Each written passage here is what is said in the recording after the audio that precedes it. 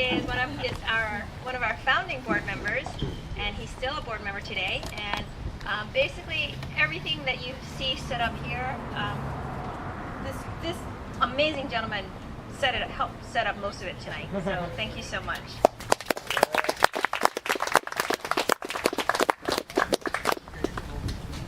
Yeah, if you need tables, I'm your man, I'll tell you.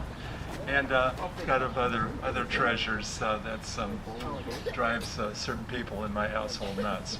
I can't let anything go to waste.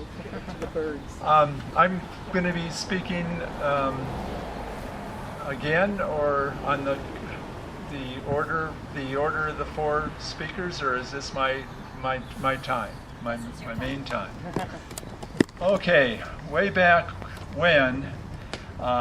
I was involved in, I lived in May Valley, which is in Renton address actually, and I got very involved with, there was a gravel pit across the valley. We had just bought the place, a little old farmhouse on 1.5 acres, most of which was wetland actually, and they got the notice from King County that they were going to renew the permit for this so-called gravel pit, which was really just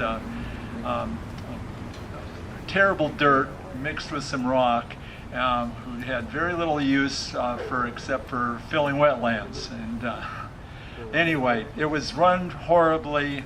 I started my petitions, and I even got on TV. I was written up in the PI or the Times, the Renton paper, and the Issaquah Press followed it.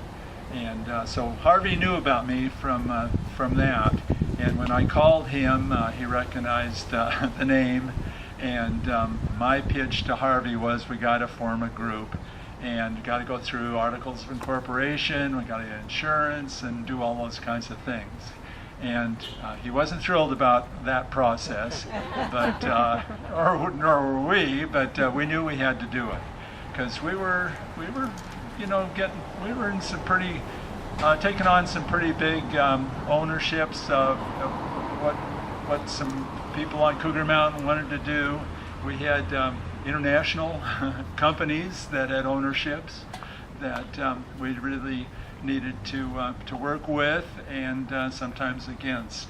So my big pitch to Harvey was, we got to go to town here. We got to get a group formed. We had Buzz Moore that lived on Cougar that had been involved in the Cougar Mountain Residents Association. So they were quite organized up there, partly on a lot of the residents. So we had some really good people that stepped forward, and we formed the Issaquah Alps Trails Club, which was a crazy name, but when he invented that name, it got great coverage in the press and was a wonderful start for our group.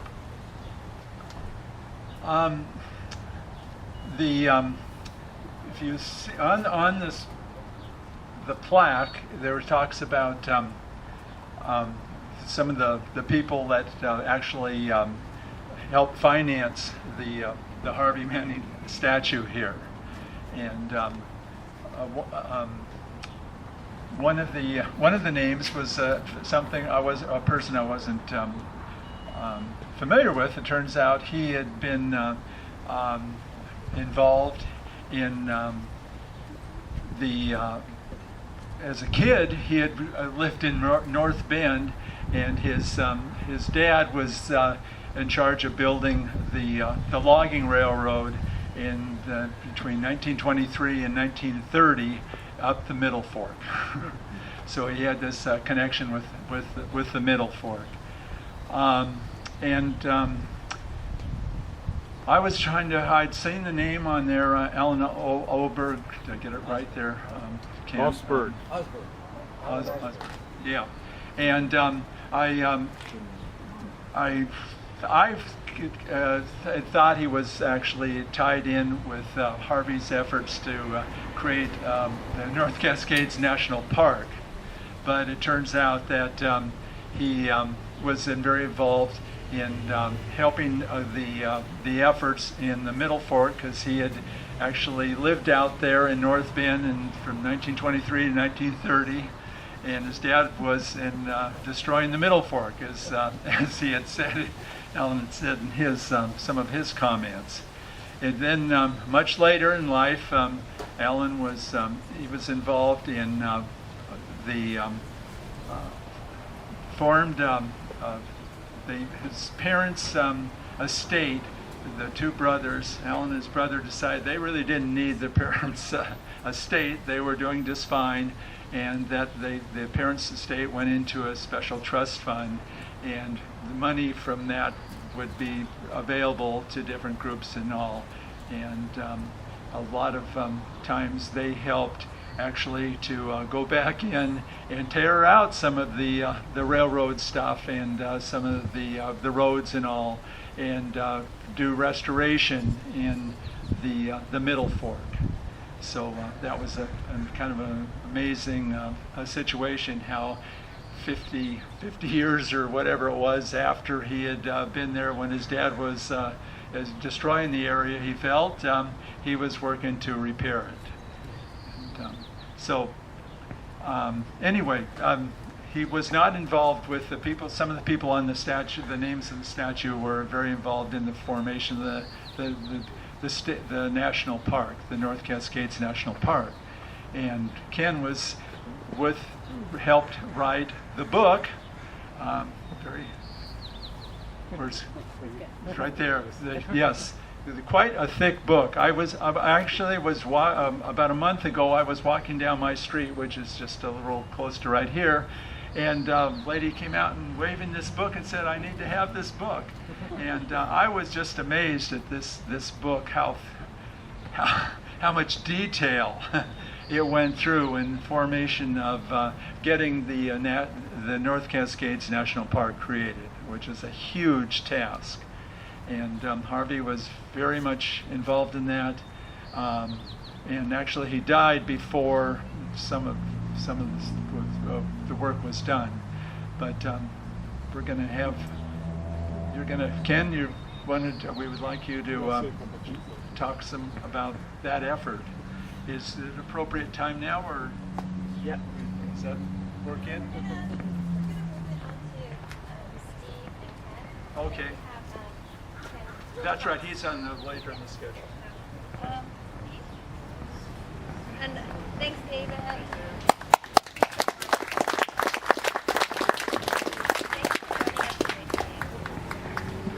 I'm Steve Williams. I was the King County Parks guy on Cougar Mountain, first manager up there for 20 years.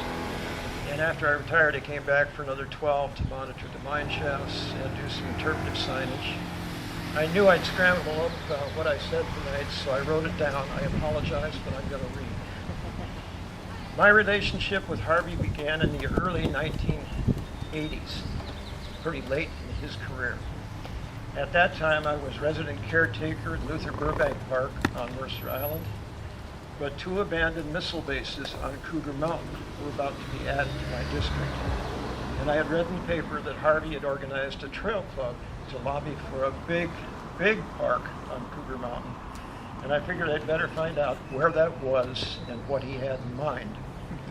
It turned out that I was in sympathy with most of his goals, because for several years I'd been using the 100 Hikes books as guides for my weekend getaways. And I understood his focus on nature, saving habitat, and resisting development. What I didn't realize was his long career as editor and writer for the Mountaineers, and all of the efforts they made to save the Alpine Lakes and North Cascades as wilderness parks. Harvey often quoted the 1916 National Parks Act, with the stated purpose being to conserve the scenery and natural and historic objects and the wildlife, and to be used by man in such manner and by such means as will leave it unimpaired for the enjoyment of future generations. He wanted Cougar Mountain to be treated with that same kind of respect, a wild legacy in the midst of urban Puget Sound. He'd spent years hiking on Cougar and had watched it rewild from logging and coal mining days, and had helped the Trail Club produce a guidebook listing the hiking routes and preservation goals. He also quoted the National Wilderness Act of 1964. A wilderness is a place where the earth and its community of life are untrammeled by man, where man himself is a visitor who does not remain. He had that kind of a vision also for Cougar Mountain. A wilderness, wild land within urban Pugetopolis. That was one of Harvey's favorite words, Pugetopolis. High and large enough to be set apart, to be observed only from foot trails, and to be left alone so that nature could recreate a healthy and sustainable ecosystem. We were in agreement that the trails should have minimal maintenance, be mostly single track, and that there were already enough trails up there. But the animals should have large undeveloped areas between the trails in which to forage and raise their young undisturbed. In addition to posting trailheads and removing trash, one of my first accomplishments was to create a sign highlighting the park's wildlife, about 24 of the mammals up there, bear, deer, coyote, bobcat, etc. The message is still true. The large animals shown there are original residents of the land, and we are the visitors. The park is large and wild because that is the only way these animals and hundreds of other birds, insects, and native plants can survive and reproduce. At night, the park should belong to them. During the day, we should move quietly and observe from a distance, leaving that same legacy for our children and future generations to enjoy. Those are things, elements that Harvey and I worked very hard to get put into the Cougar Mountain Master Plan. And I'd like to share a few quotes of Harvey's words. He had a real gift for words. Trails, true trails. That is to say, trails for feet. The definition may be extended or fitting to the hooves of horses and the paws of dogs. The wild things obviously are always welcome, whatever their means of locomotion, whether walking, hopping, flying, or squirming on the belly. But our audience here in the book is trails, walking. That's my subject. In wilderness is preservation of the world, so says Henry Thoreau. In trails is the preservation of wildness, so says Harvey Manning. He added later, to make your world larger, go slower and look closer. On recreation, he said, a city operates at high pressure in close quarters. It's the hot steam of the boiler room that blasts out the great ideas. However, too much heat fries the brains. Only by getting away space and easy cooling off can a city keep on cooking. And I would add, green nature soothes and refreshes. People need quiet and solitude. And I would add, we all enjoy the unexpected gifts you find in a wildland park, like deer bounding across the trail in front of you, or a bear crashing through the brush 100 feet to the west, or a Swainson thrush or a western tanager in a bush right next to you when you're on the trail. You just don't find those things in the city. Harvey said, rose gardens are not planted in a football field, nor is basketball played in a concert hall. Walking is the least impactful use of a wildland. The park should be appreciated for what it is. Trying to provide everything for everybody will ruin it. I wear nothing more high-tech than wool or cotton. This is Harvey speaking. I've gone out 10 or 12-day hikes where my feet were never dry from beginning to end. Personally, I like to let nature have a crack at me. And finally, your feet bones are connected to your head bones, which are connected to your finger writing bones. What your feet know and what they feel must be transmitted to government officials. And Harvey was very good at doing that message as a wild man of the mountain. Randy Brevell, King County executive, who found the funding and willpower in the council to actually create Cougar Mountain Park under Harvey's guideline, said, through the tireless efforts of many people, especially Harvey Manning, Cougar Mountain Park has become a priceless urban wildland for the people of King County. Harvey was the most dedicated, visionary, courageous, and cantankerous advocate that I have ever known. Without him, there would be no Cougar Mountain Park. Woo.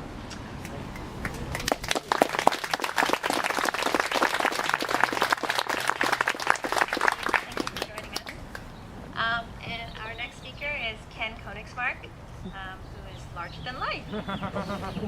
Thank you. In a good way, right? Here, Harvey, have a drink.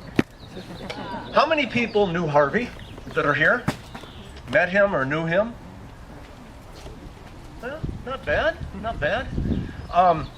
What's interesting to me, I became president in about 1990, within a month of going to my first Issaquah Alps meeting, because at that time, four-wheelers were cutting their way into Squaw Mountain State Park, winching themselves up, ripping through the trails, and after confronting 8 Jeep loads of these guys one day who threatened to beat me up, I knew I couldn't do it on my own. So I went to the Trails Club meeting and said, we got to do something. Well, they made me president. So that was actually a good thing. It started a long effort in conservation, in government issues, in growth management, in all the things we care about. And what's interesting to me now is how things have gone full circle. Back then, I was the young 30-something warrior, and everybody else was the old-timer. Now, I'm the old-timer looking back, and we need our new younger 30-something board members to carry this legacy forward. It's been 40-plus years. It's going to need to be carried forward, because while we may think all these lands are safe, there will always be pressure to potentially undo what's been done. So don't forget that, and always stay ready. I could talk all night, but I'm going to keep to my little script and just cover a few quick things. I want to say up front what I publicly stated, maybe boldly, several times, which is, it's my belief that more than any other community organization, the Issaquah Alps Trails Club has shaped and defined what Issaquah is today. When you think of Issaquah, all around Puget Sound, people think of forested hillsides, trails, the beauty of where Issaquah sits. Without Harvey founding the club, without 40-plus years of Issaquah Alps Club doing what it's done, these hills would likely be covered in homes, as we've seen everywhere else. And yet, unique to Issaquah is this identity of the Issaquah Alps, nature at your doorstep, the beauty of looking up at the mountains, and it's a legacy that we should all be very thankful for, because it could easily have gone the other way. And today,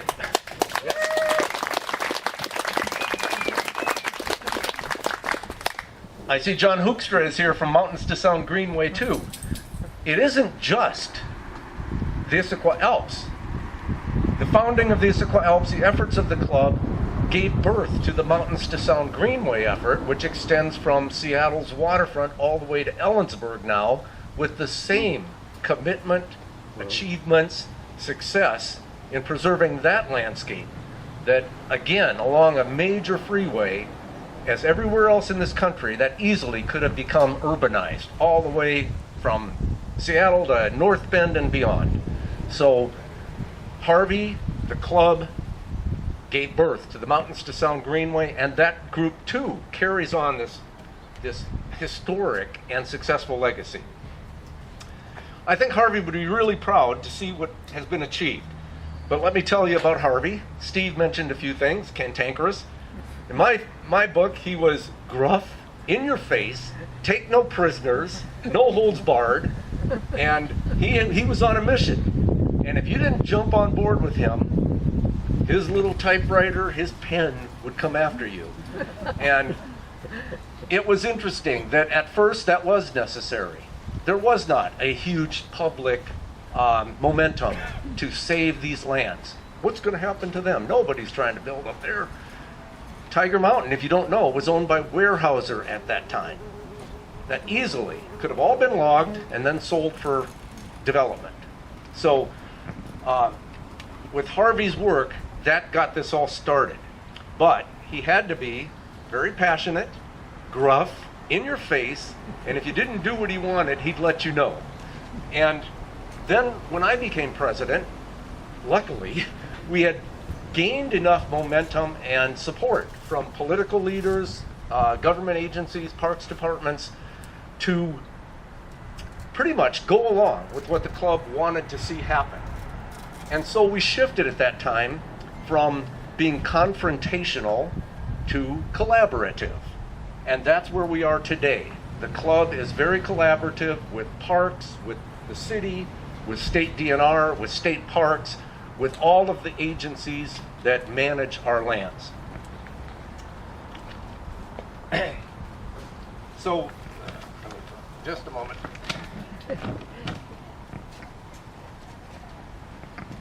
So I could go on all night, as I said, but I'll just suffice it to say that Harvey and this little organization he created succeeded mightily for 40 plus years and continues to succeed today, most recently with the acquisition of the Milt Swanson property near Redtown, and there's many more.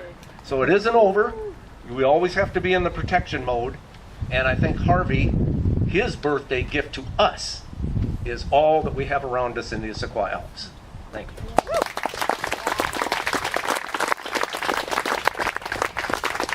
Unfortunately, Kelly Jang, our current board president, can't be here tonight. She's taken ill and out of public concern. She did not want to infect anyone. So in her stead, we have another female voice, Selena Eon, a current board member, who will be reading a memo from Barbara Johnson, who was IATC's first president, female president. And she couldn't be here in person tonight, but she sent her note, and Selena will be reading it for us. All right. So these are the words again of Barbara Johnson, past IATC president. I first met Harvey shortly after my family moved to Issaquah. The local paper had an article about a local person proposing preserving forest land on Cougar Mountain. Since my family enjoyed hiking, I wanted to learn more. I called the paper requesting more information. They said, just call Harvey, and gave me his phone number. Call Harvey Manning, the famous backpacking hiking guidebook author. Girding my loins, I called the number, and soon Harvey's voice came on the line. I introduced myself, and we talked for 45 minutes. That was probably one of the shortest calls we ever had. He invited me to join the proposed organization called the Issaquah Alps Trails Club. I couldn't make the meeting, but naively, I said I'd help in any way I can. The founding fathers voted me in as vice president. Eventually, I was elected president. For many years, until recently, I was always referred to as the only woman president, but now I'm delighted to not be the only one. Over the years, Harvey and I have done many things together. We sat for hours listening and testifying at King County Council meetings, lobbied council members to accept our proposal for preserving a Cougar Mountain Wildland Park. We were not the only two. Many, many members spent hours leading hikes. Vote with your feet was Harvey's mantra. Lobbying, writing letters, working on trails, and much more. We succeeded, and the idea caught on for Tiger, Rattlesnake, Mountains to Sound. Now, when I drive over Snoqualmie Pass and see the Mountains to Sound Greenway signs, I proudly point out to my fellow passengers, I was part of that movement. Harvey was also one of the major group that lobbied and succeeded in forming the North Cascades National Park. My last job before retiring was as a park ranger at the North Cascades. When the superintendent found out that I knew Harvey, he all but knelt in my presence. Harvey, IATC started out small, but oh my, the seeds you've planted have grown and scattered their seeds so far. I miss our many chats. Happy 100th birthday, Harvey. Barbara Johnson.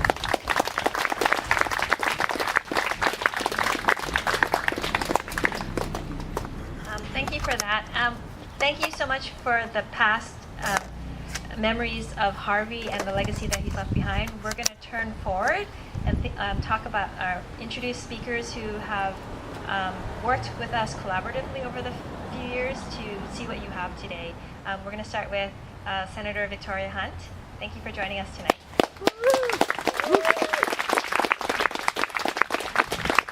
Thank you so much, Kim. Thank you all for being here. My name is State Senator Victoria Hunt, and I am really grateful for the opportunity to speak with you all at this 100th anniversary of the birthday of Harvey Manning. I wanted to share a story about my time on Issaquah City Council. Before I was in the state legislature, I was in the House of Representatives, and before that, I served on the Issaquah City Council, and that's where I first learned about the power of people in conservation and the power of people coming together, working with government to make change. Today, you can visit a beautiful forested park called Harvey Manning Park right here in Issaquah, not too far. If you have a bike or an e-bike, you could probably get there this evening.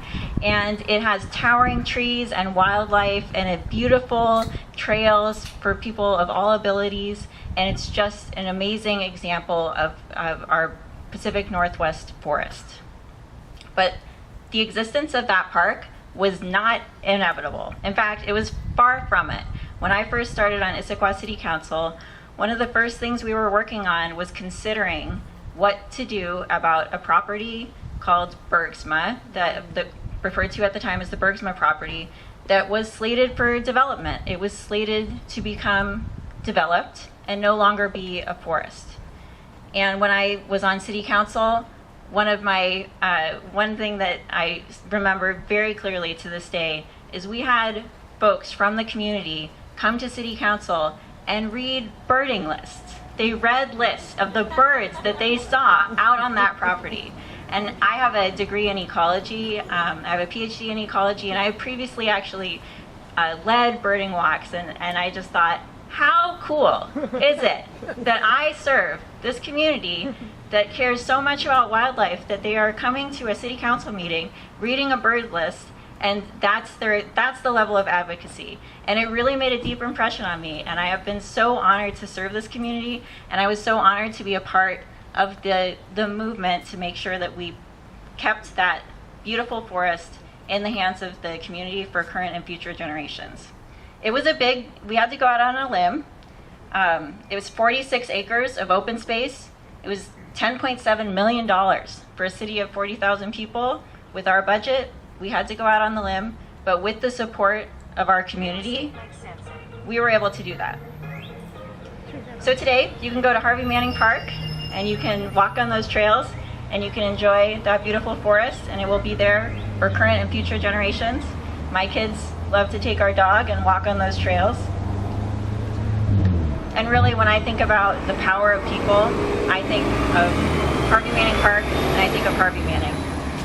So please know that your advocacy really matters. It makes a big impression on your representatives, and really coming together and working together to conserve our beautiful natural spaces, that's all your power. Thank you.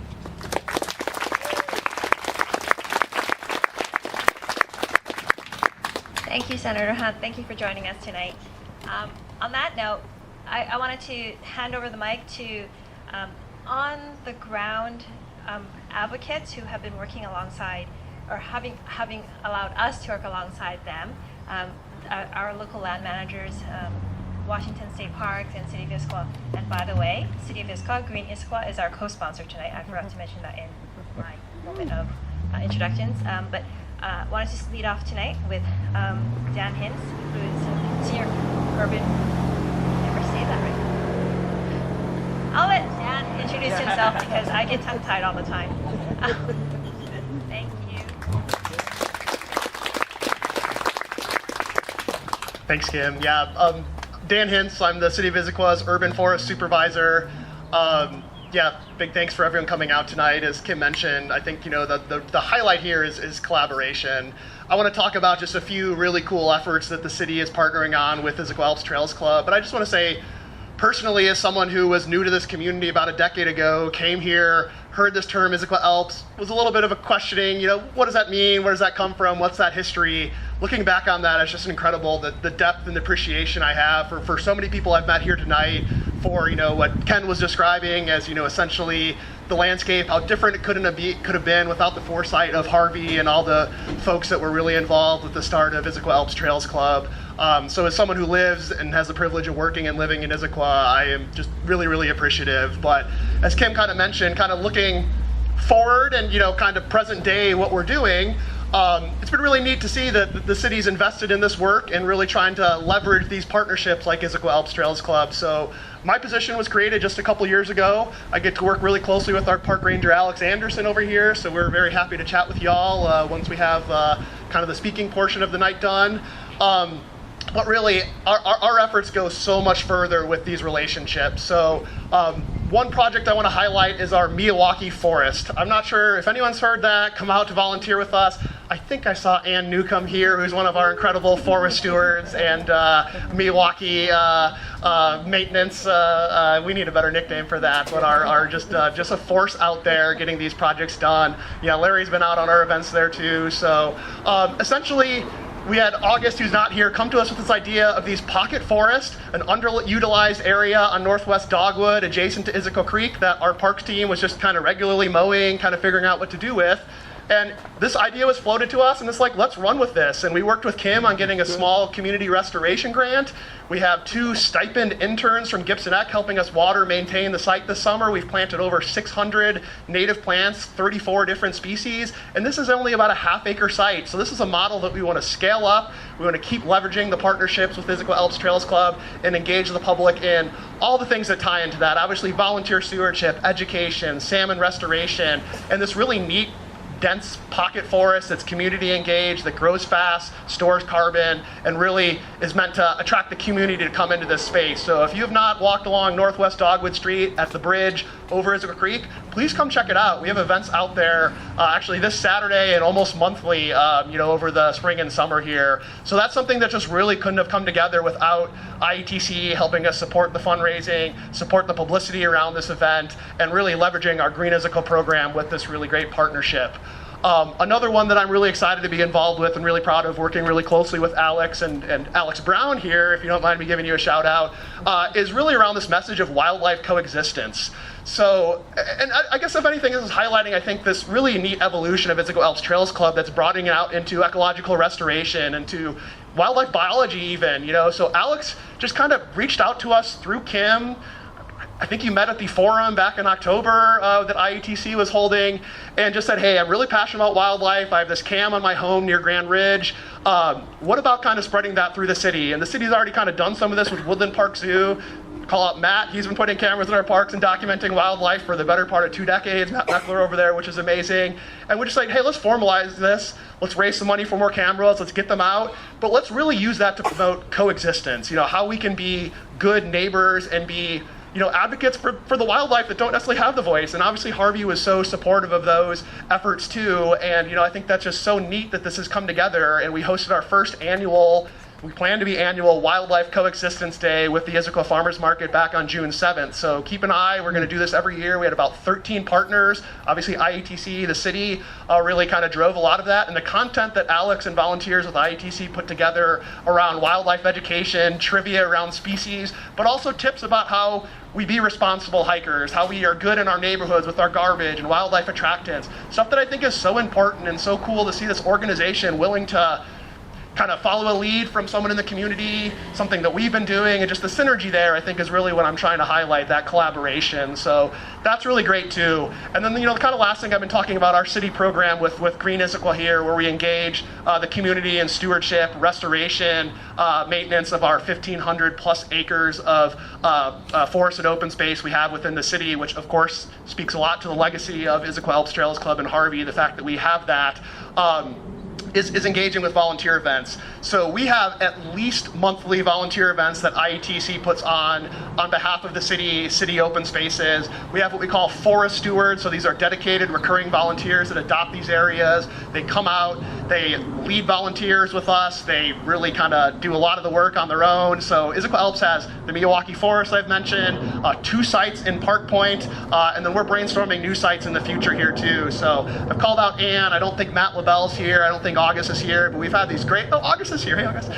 We've had this great just connections coming through Issaquah Alps Trails Club. So your base, your network has just been so huge as we're kind of growing this program in the city. And it's kind of fun when some people come and don't necessarily know the difference, and it's fun to kind of explain them the relationships and the work we have together. And I think that gets people excited just knowing there's this community engagement, both from these amazing nonprofits and the city really trying to invest in partners like IETC as well. So like I said, I'm just really proud to have this connection. I'm really just happy to have got to know people in the community.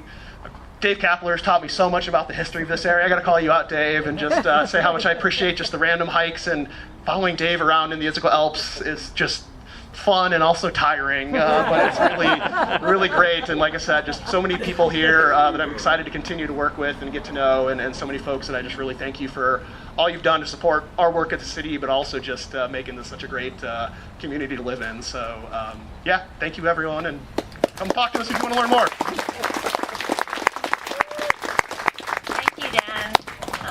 Dan and I are in contact almost daily, whether or not he wants it to be. So it's always spouting out ideas and trying to collaborate and see how we can work with the city pretty regularly. I just wanted to give a quick shout out to Alex Brown. He will be part of our activities table tonight with his Issaquah Alps Trail Cam. The footage that you regularly see on our social media kind of comes from the cameras that he's been putting together in the video. He's our volunteer coordinator for that project. He's also the gentleman who discovered if you saw the reel that went viral, it was off of his camera that found the 140 trees that were damaged on Grand Ridge Park. So thanks to his engagement and contacting us and IATC working together, we now have this issue come to light, and hopefully it will get the justice it deserves. On that note, the activities or the collaboration that we continue to do with engagement or with the community also incorporates the state level as well. We work very closely with Washington State Parks, and we've enjoyed our relationship with the team there, Suzanne and Sean Tobin. So if you would like to hand the mic over to you tonight.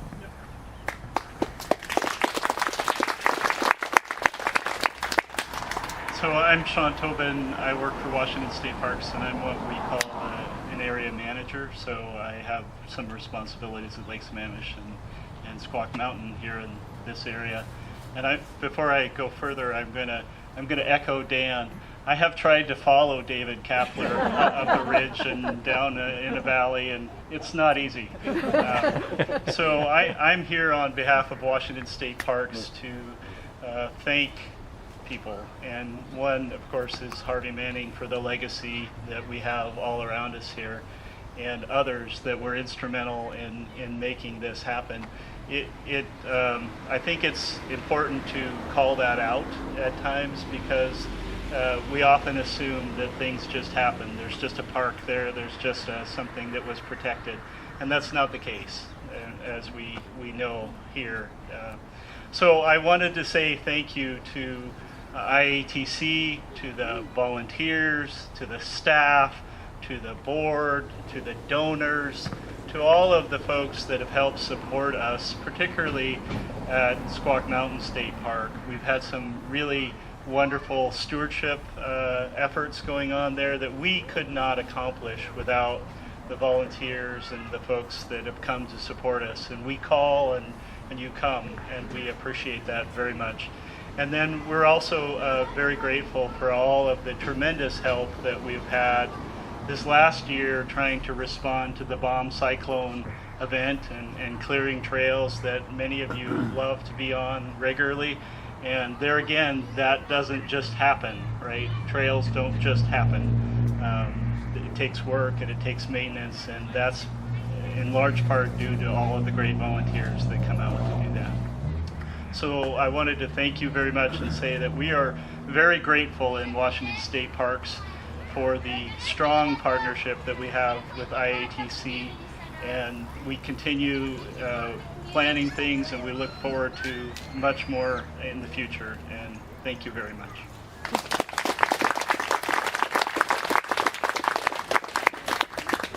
Thank you, Sean. I wanted to introduce someone special tonight. He's come from quite a ways, Ken Wilcox from North Cascade Council, and he's here to talk about what Harvey's done beyond the Issaquah Alps. So a lot of people don't realize that Harvey's had a great legacy throughout Washington State. So thank you so much for joining us. Thank you, Kim. Yeah, this is the big book. This is the last book that Harvey wrote, I guess you could say. It unfortunately came out a few months after he passed, but I got to work with him, fairly closely for some time on that. I was on the board of the North Cascade Conservation Council, which he was very active with for many decades. I first met Harvey, I think it was at a Washington Trails conference, maybe at UW, I'm not sure. Probably in the early 80s, but I remember I was kind of a clueless trails and wilderness advocate. I didn't really know what was going on, but it sounded like a good cause, and I wanted to kind of be in the midst of it. But I look off on the corner of the room, and there's this table with one guy sitting in it, and I'm thinking, that looks like Harvey Manning. And I'd never met him, but I certainly had the yellow guide, 101 Hikes in the North Cascades, and had seen his picture around, and it's like, holy cow, that's got to be Harvey. So I just kind of waddled over there and sat down at the same table, and we had a nice chat, and I was just kind of thrilled that I got to spend a few minutes with Harvey, with the legend. And even then, I mean, I knew he was a legend. He was the guy when it came to getting people out in the wilderness. And the quote that Steve made about trails being, helping us save the wilderness, I forget exactly what the wording was, but the idea was, not writing trail guides to overwhelm the wilderness and the parks areas and the trails and so forth, but to get people out there, because if people don't know these places exist, they're not going to be inspired to save them. I mean, everybody here, I think, knows that already. So there's that delicate balance of you want people out there to be inspired to help save the place, but you don't want to overrun it. And I think we've all noticed in recent years that it seems like the overrunning part is turned into a bigger issue. And that's another conversation, but Harvey's focus, I guess, was let's just save what's out there before it's gone. And in the North Cascades, a group came together in the 1950s to advocate for the Glacier Peak Wilderness and also the North Cascades. And he tells a story in here about the Golden Triangle, and he explains how the Mount Rainier National Park was established, and then in 1899, and then the Olympics came a little bit later, and then finally North Cascade National Park. And it's a really interesting story. It's kind of long and detailed, as somebody mentioned earlier. Yeah, David. But it's fun reading, and you can really feel the passion and the depth of understanding and experience that Harvey had in that whole campaign. He was there, start to finish pretty much. I was involved in the early 80s in the effort to create the Mount Baker Wilderness and Noisy Diabs Wilderness up east of Bellingham. And there was this group called North Cascade Conservation Council in Seattle, and they wanted somebody from the north end to come to the board meetings. So I got volunteered to sit in on these board meetings, and we'd have them at somebody's house. It would kind of rotate around, but I remember walking into the house, and my place on the couch was right between Harvey Manning and David Brower. Oh, wow. And David Brower being kind of the Sierra Club overlord of everything wilderness or park related. And he actually had a big role in creating North Cascade Park as well, North Cascade National Park, which finally came to fruition in 1968, if you're dying to know. But the whole effort was really a big one. And just one little quote, since we're doing quotes here, if I can find the page.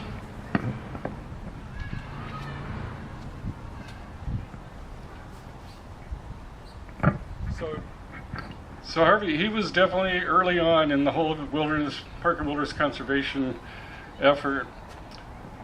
He will be remembered as a pioneer of conservation in the Northwest. He once wrote, "In my immediate circle of mountain companions, conservationists were so notably rare as to be objects of curiosity. And I used to consider their sermons on the Mount as eccentricities to be tolerated and enjoyed, as one enjoys a friend's odd devotion to yodeling or smoked oysters." But his boots carried him across the landscape. He experienced firsthand the damage that was being done to wilderness. They've logged my memories, he wrote. They've cut me adrift from my human youth.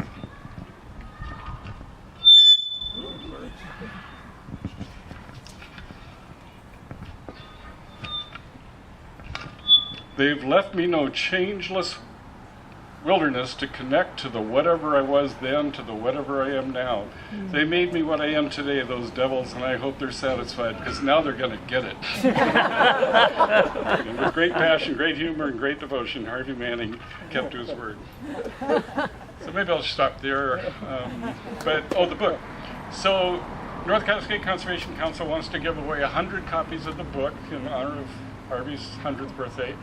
And so there are 2 boxes under the table back there. Feel free to grab one. Everybody, just by coming here and honoring Harvey, you've earned a copy. If you already got one, pick one up and give it to somebody else that deserves one. And feel free to grab an extra. We have 2 boxes there, and I have a carload over here. And so feel free to grab an extra if you know somebody who's volunteering, who's passionate about parks and wilderness, trails, particularly wants to know the history of the North Cascades. I mean, it's all in here. And we're happy to share that. So thank you very much. Thank you, Ken.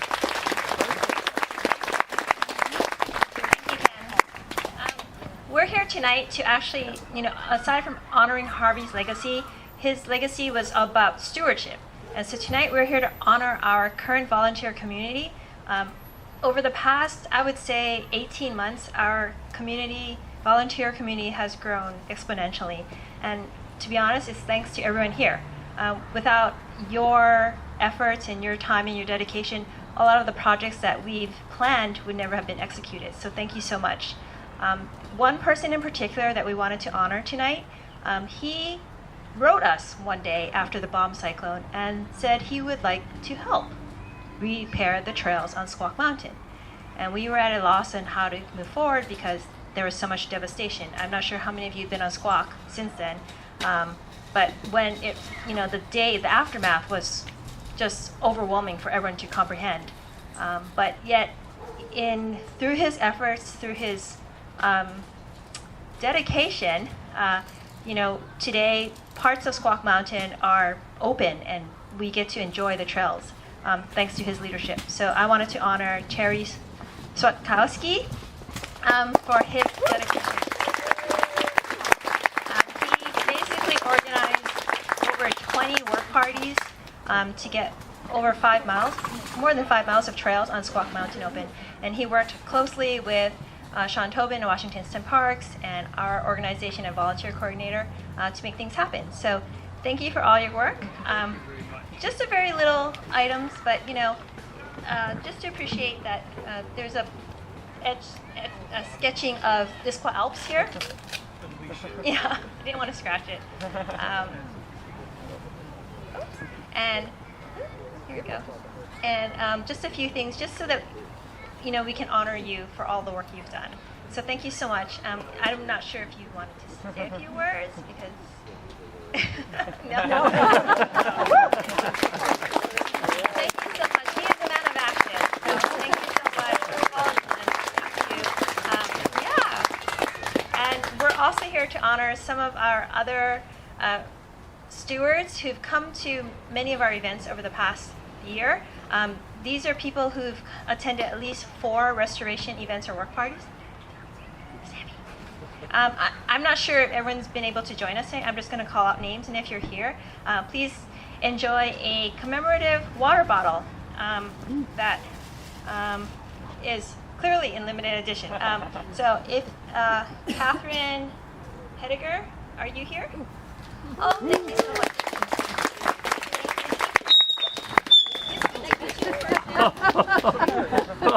Don't do it in front of those speakers. Tom Doe, are you here tonight? No? Okay. Hannah's not. Kevin Casey. Kitty Losif?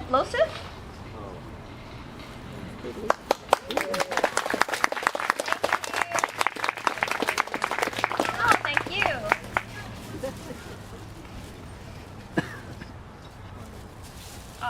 Tom Anderson.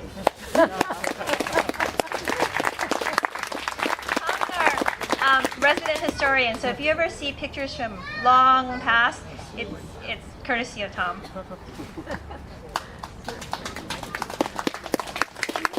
Matt's not here tonight.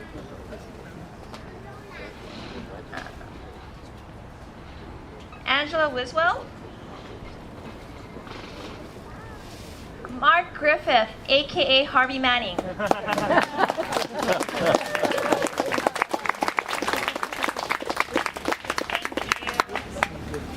Someone needs to take a picture of our photographer for the evening.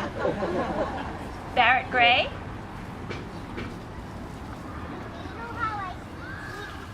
Tom Eng, I think I saw you. Hi. Thanks for joining us.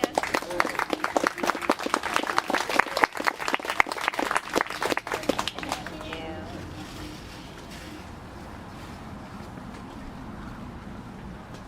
Alex Brown. I think you earned more than a water bottle, but Sally Lawrence.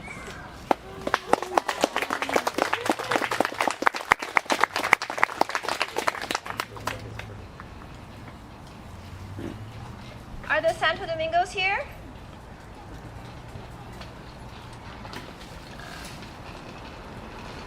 And Newcomb.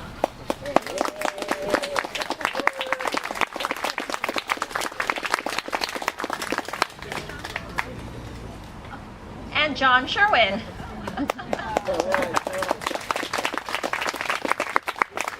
Russell Levi.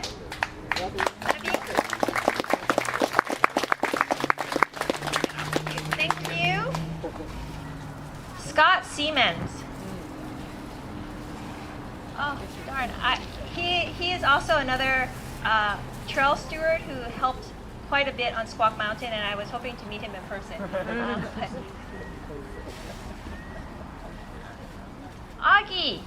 August Miller.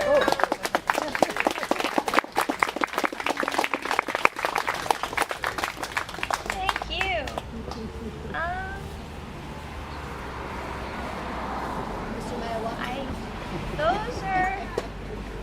Those are the names who were here coming tonight. But thank you so much for coming. I know I've had you standing here for about an hour. Thank you for your patience and thank you for just joining us tonight. We are going to move on to the fun stuff. All of this was really fun.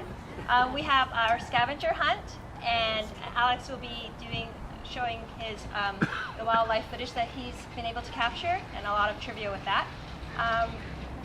So behind you in the tents there, we have some Issaquah Alps fun activities, the scavenger hunt. So the rules are there. So if you would like to join the scavenger hunt, it's just 10 items around the area, and the prize winners will win one of the water bottles, a T-shirt, and stickers. So it's an honor system, but please feel free to join us. We also have birthday cake. So I'm sure you all came just for the cake. We have Harvey's cake. We have vanilla sheet cake back there, and we have some cookies. And please feel free to help yourself to waters in the coolers. We wanted to keep it cold, so they're cold. They're closed, but they're available to you. And feel free to mingle, enjoy the company. I know we rarely see each other in person. Yes.